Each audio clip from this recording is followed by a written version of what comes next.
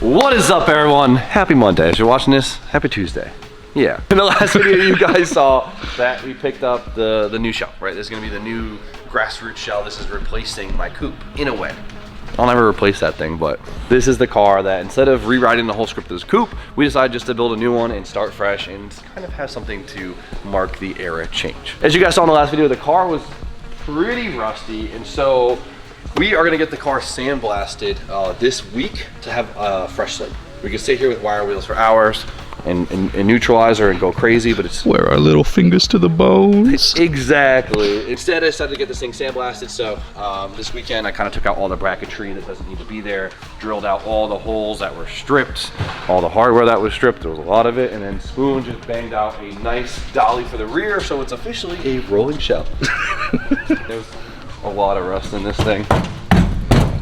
Oh my God. But once we sandblast it, it won't be so overwhelming. We talked about we're not gonna try and make this thing the Mona Lisa.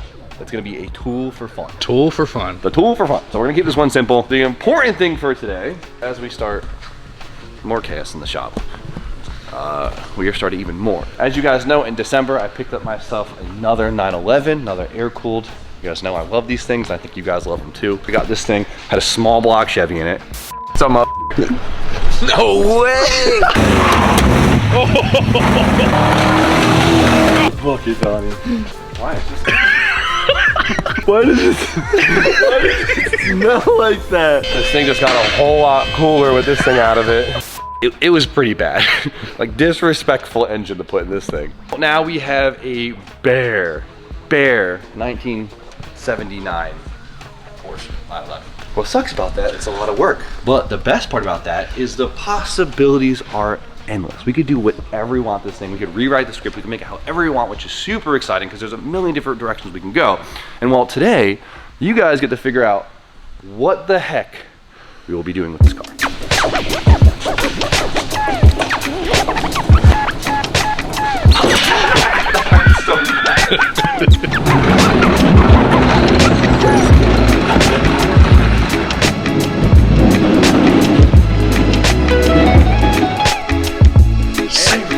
Endless possibilities.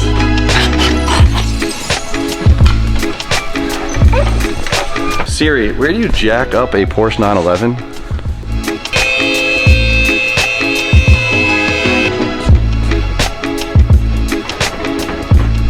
Seems stable.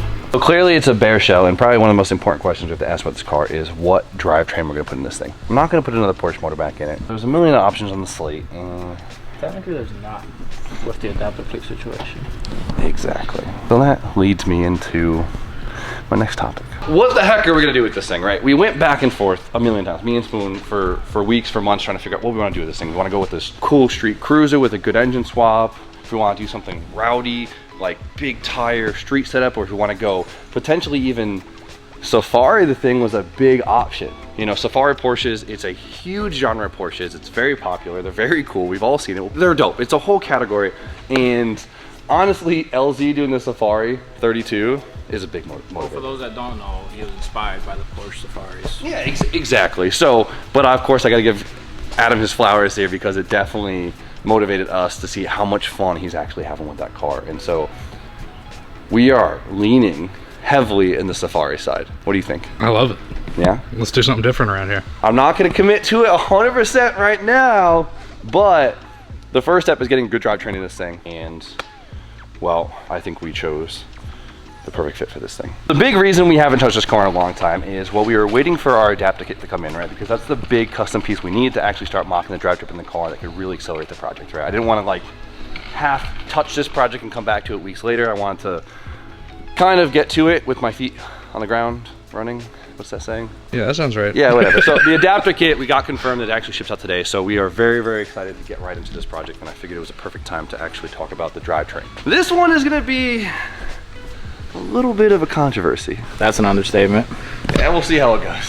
So I have never lost my mind as much as I have trying to pick the engine for this car. I've gone back and forth a million times. I've thought of anything I could swap in here because, I mean, right now, like I said, it's a blank slate, so we could do anything we want. But I found very quickly that we are very limited by adapter plates. Obviously we could do a custom adapter plate, but that adds to a whole nother level of R&D here that we just do not have time for. And so we had to come up with something a little bit off the shelf. Kind of limited us to like 3 engines. So as you guys know, we had a lot of engine options on the table, right? We even thought about putting an SR in it, but I have a very, very deep spot in my heart for Volkswagens. With the Porsche being in the Volkswagen Auto Group, I really, really wanted to stay veg family. And so, like Brian's Mark II, having a Mark IV 1.18, that was a heavy option for the swap. And honestly, I was so gung-ho about it because it seems like such a perfect fit, and I would love to work on a Volkswagen engine. Who says that? But I really wanted to, and I thought it'd been sick. You know, I was even entertaining things like the 07K, which is an amazing engine. Even I was looking at like newer Audi TT RS engines and stuff. I was like, what am I doing? As much as I was stuck on doing a Volkswagen engine, we got very limited by our trans options, which threw a major fork in the road. Fork in the road, that's right? Is that I can't do my sayings today. No. Or a stick in the spokes, or a wrench in the... You know what I'm trying to say, it was a problem. So even though our brain was in a million different places with this car, we knew one thing, and that was we wanted to build a car that wasn't perfect, something that we could rip on and have a blast, something that is just insane to drive, that light little car that we could just throw around and we could all have a bunch of fun in. And well, we found out very quickly that our limitation is going to be the stock trans. So if you guys don't know, this is a 915 transmission. So this would be the trans that most of the G bodies came with, right? And they're not the strongest thing in the world. We knew quickly that if we wanted to have a car that we could rip on and not have to worry about, we'd have to upgrade the transmission, and well, we did just that. Since we had to go with another transaxle transmission, we decided to keep it in the Porsche family and go for the next affordable strong option, and that is the transmission out of a 996, 911. These things, surprisingly, are still very affordable. It'll fit in the car. They make adapter axles for our chassis. It's really easy for us to make them out, and well, this will guarantee us something that will hold up to all the abuse that we want to put the car through. I mean, dude, look at the size difference alone. Look how much beefier the 996 Trans is. For your Nissan boys out there, this is the equivalent of running an SR Trans versus an RB big box, right? If you know, you know, this is a big upgrade.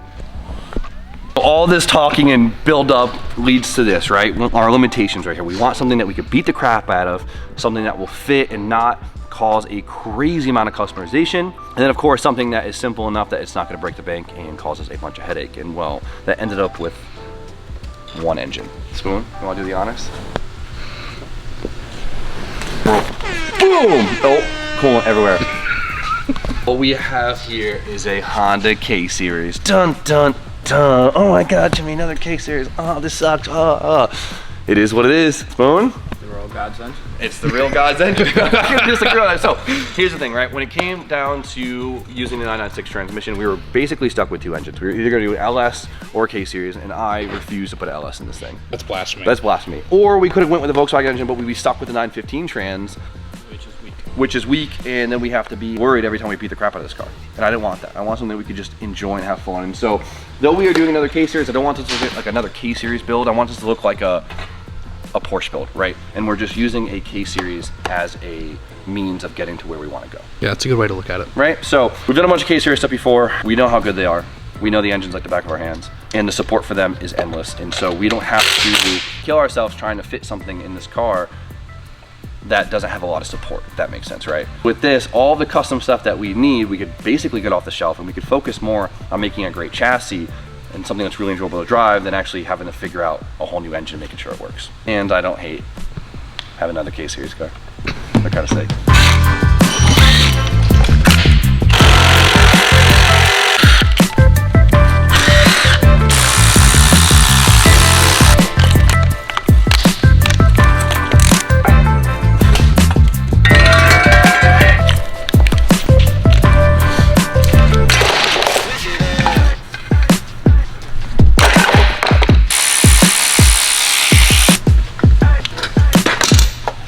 You guys finally got an engine. I'm glad something was decided on, right? What do you think about that over the Volkswagen? Dude, honestly, if you guys saw me just driving DJs, K-swaps, EK, I'm not a Honda boy, but these engines are sick. I'm not gonna lie. I mean, that's saying something, because I have a 180 in my car. Yeah. and I love it. But after driving DJ's car, I wish I had a K24 in my Volkswagen. I can't say shit. But realistically, the real reason is because you could bolt this to a way stronger transmission, right? Yeah, exactly. Yeah, I We mean, can actually drive this car. Who wants to build a car that you have to like walk on eggshells over the transmission every Exactly. time you shift? I hate that. I mean, especially as like me and Jimmy are drifters, we have zero mechanical sympathy. And he's gonna break it once on that old transmission and just park it. Yep. It's much better to drive it with a car you could beat.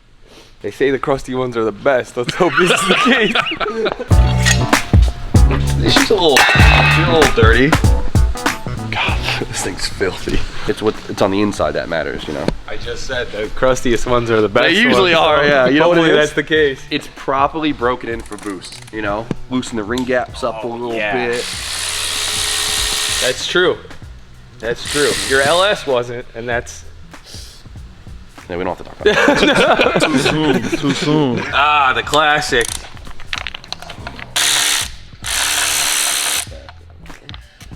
Nah, the more you get them sealed up, the better. I just still had the factory airbox on it. I'm like, okay, good. Nothing got in it when it was getting shipped overseas, so. Yeah, never buy an engine that your buddy has sitting in his backyard with no intake manifold on it. Not a good choice. How we looking? How we looking? Okay, that's not too bad. Not too bad. I'm happy with that. That's clean. That's not bad at all. The exhaust valves definitely look like a road car. That's for sure. What are the oil changes looking like? Yeah, very Japan-esque, which is about twice as long as they should go. We're looking at about 10, 11,000 miles per oil change. Synthetic oil, you know, it's not what it used to be.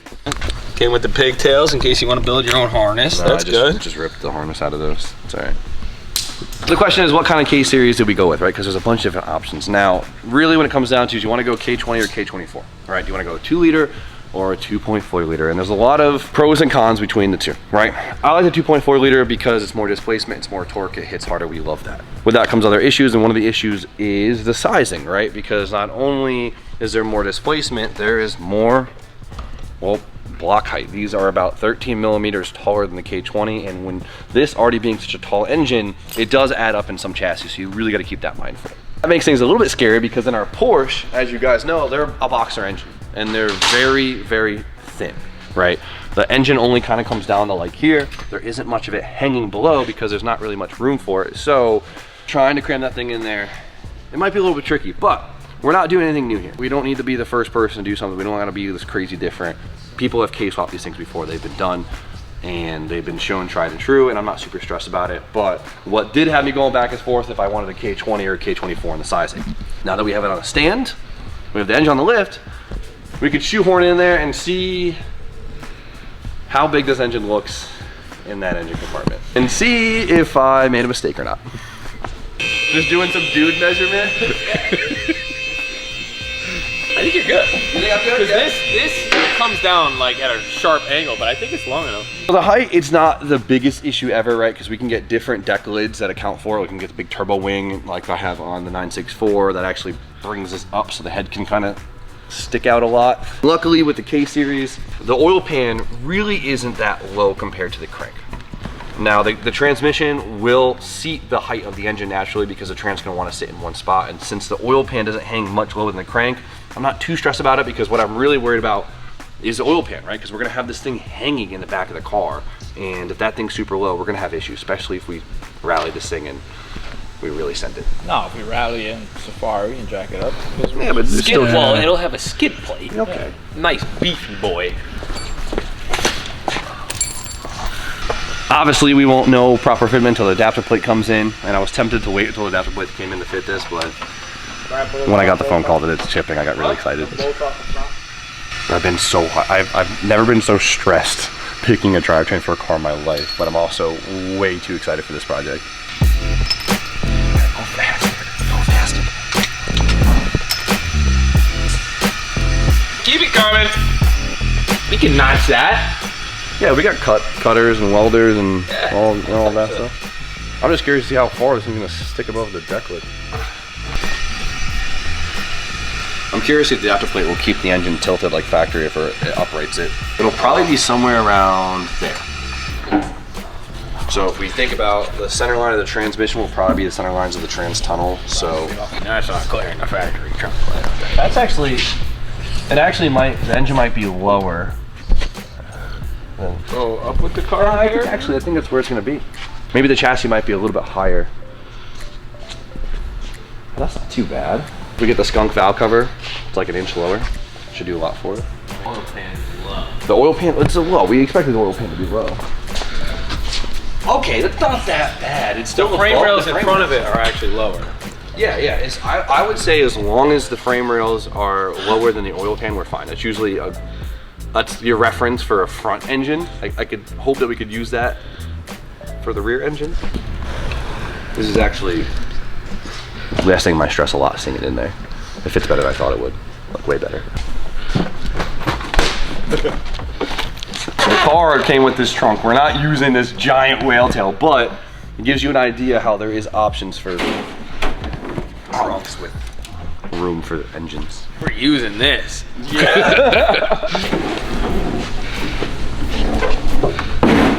Oh, we got a mile. A mile. We can even put the intercooler like behind the engine. The wastegate can come out the hood. That's what we're You want it to come out the hood? Listen, that's the frunk. This is the bunk. We could find a wing that protrudes this high. We could put the intercooler behind it, which would be amazing.